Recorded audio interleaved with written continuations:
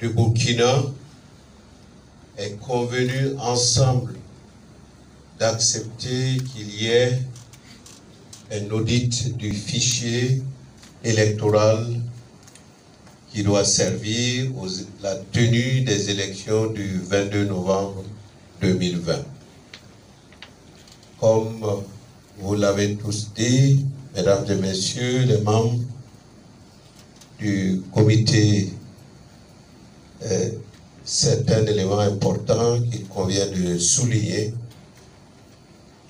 Mais ce qui est plus réjouissant, c'est que les auditeurs ont pu, dans un laps de temps, faire un travail, même si nous n'avons pas eu le document avant, de ce que nous avons entendu, on peut conclure que le fichier présent du Burkina permet la réalisation, la tenue des élections couplées présidentielles législatives le 22 novembre prochain. Pour notre pays en ces temps difficiles, saluer tous les auditeurs qui ont fait un travail remarquable et souhaiter un bon retour chez eux, même s'ils sont chez eux aussi au Burkina Faso, ils sont toujours les bienvenus dans notre pays. Comme vous l'avez si bien entendu, notre fichier électoral n'est pas parfait, et du reste aucun fichier ne l'est, comporte des anomalies, des insuffisances et des limites, des forces et des faiblesses.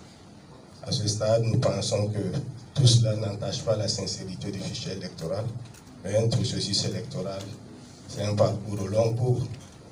Alors, le CFOF organisera une conférence de presse après la restitution de ces rapports à notre niveau, pour mieux entrer en profondeur de notre lecture.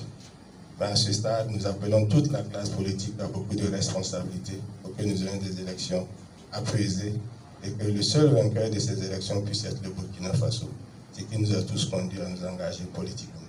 Merci et que Dieu bénisse le Burkina. Dire merci au consensus national dans le cadre de cette idée lumineuse que les Burkinabés ont trouvée depuis bientôt plus d'un an, dans le cadre appelé dialogue politique, de nous avoir permis de réaliser ce fichier, l'audit de ce fichier électoral, dans un temps très bref, juste une semaine.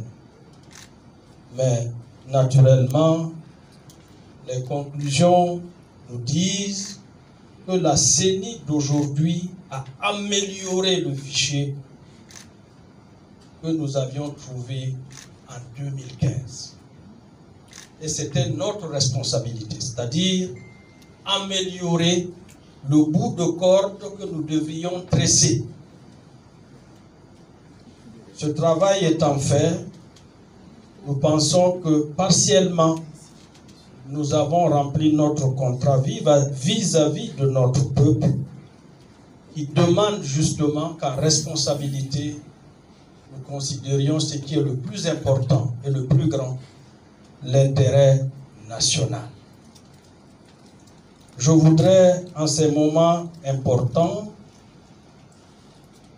reconnaître la